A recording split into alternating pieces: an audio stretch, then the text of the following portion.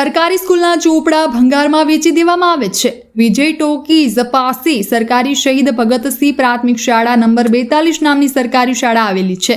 અહીંયાની સરકારી સ્કૂલમાં આમ આદમી પાર્ટીના કાર્યકર્તાઓ દ્વારા ઓચિંતી મુલાકાત લેવામાં આવી હતી।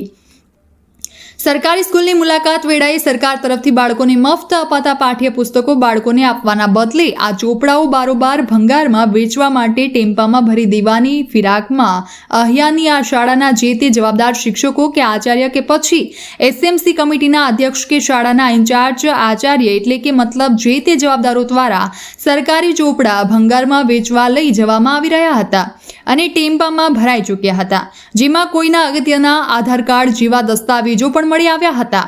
આમ આદમી પાર્ટીના કાર્યકરો સ્થળ પર પહોંચ્યા ત્યારે કાર્યકરો દ્વારા આ બાબતે પૂછતાછ કરતા સ્કૂલના પ્રિન્સિપલ સહિત સ્કૂલ સ્ટાફ દ્વારા આ અંગે કોઈ ચોક્કસ જવાબ આપી શક્યા ન હતા। આમ શહીદ ભગતસિંહ શાળા નંબર 42માં સ્કૂલના ચોપડાઓ વિદ્યાર્થીઓને મફતમાં આપવાના બદલે બારોબાર ભંગારમાં વેચવા જતા જેમ કહેવતમાં કહેવાયા મુજબ પાપ પીપળે ચડીને પોકારે છે એમ પાપે પોકારતા આ સમગ્ર બાબતનો ભાંડો ફૂટવા પામ્યો હતો। શિક્ષણ જગતની ઘોર ખોરતા આવા શિક્ષણના કીડાઓને ના બાળકોને ભણવાની પડી છે કે બાળકો ભણાવવા હોય તો ભણે, પણ આપણે ભલે પાપના પોટલા બાંધવા પડે, પણ સરકારી પગાર મેળવી નંબરી કમાણી કરતા ના ધરાતા આવા સરકારી શિક્ષકો આવા નાના મોટા કાળા ધોળા ધંધા કરી 2 નંબરી કમાણી પણ કરી લેવામાં પાવરધા છે। હવે તો જોવાનું એ રહ્યું કે આવા સરકારની આંખોમાં ધૂળ નાખી 2 નંબરી ધંધા કમાણી કરી લેતા સરકારી જવાબદાર બાબુઓ ઉપર લાગતા વળગતા જવાબદાર ખાતા દ્વારા કોઈ કાર્યવાહી કરવામાં આવશે કે કેમ, કે પછી તેઓ પણ કુલડીમાં ગોળ ભાંગીને આ છે તે છે ચાય છે વાના છે તેમ કરીને પોતાના ભાગનો ભોજન પ્રસાદ આરોગીને જતા રહે છે। હવે તે જોવાનું રહ્યું।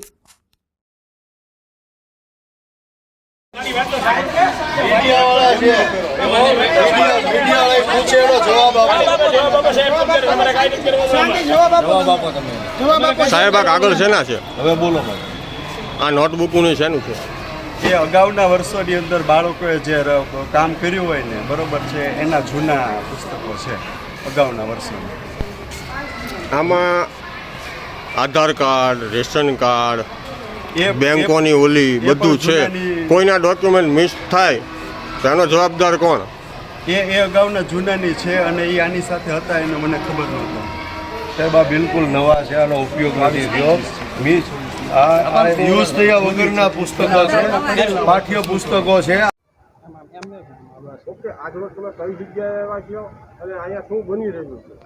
આજે ભાવનગર ખાતે વિજય ટોકીઝની પાસે શાળા નંબર 42 શહીદ ભગતસિંહ પ્રાથમિક શાળા ખાતે અમે આમ આદમી પાર્ટી ભાવનગર શહેર સંગઠન મહિલા વિંગ અને મેન વિંગના તમામ કાર્યકરો હોદ્દેદારો આજે આ શાળાની અંદર વિઝિટે આવ્યા છીએ, મુલાકાતે આવ્યા છીએ।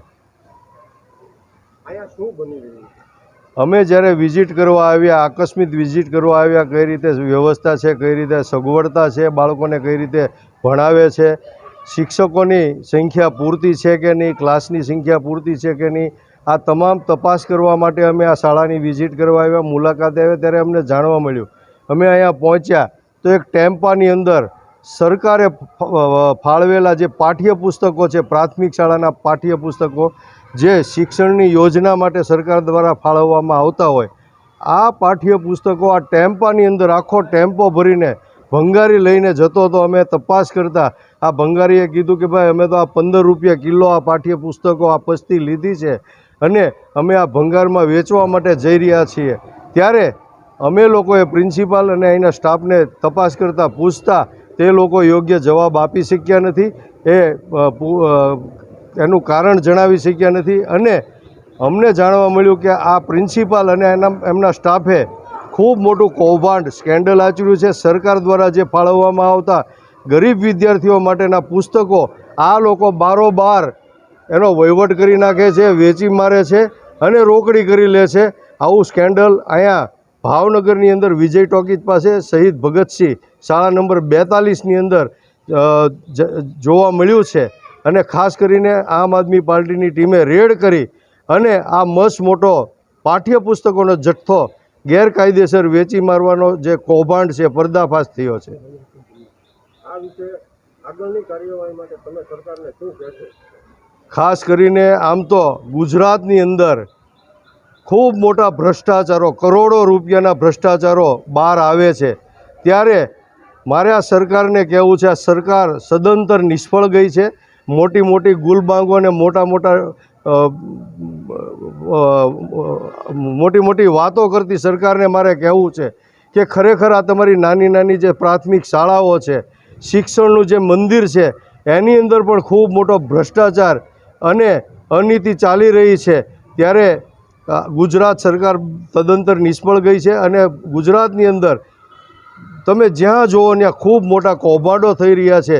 ત્યારે આ જે કૌભાંડ છે એની અંદર જે ગુનેગારો હોય, જે જવાબદાર લોકો હોય, એની ઉપર કડકમાં કડક કાર્યવાહી થાય અને આવનારા દિવસોમાં આવું બીજે ક્યાંય કૌભાંડો ન બને એની ખાસ નોંધ લેવાય.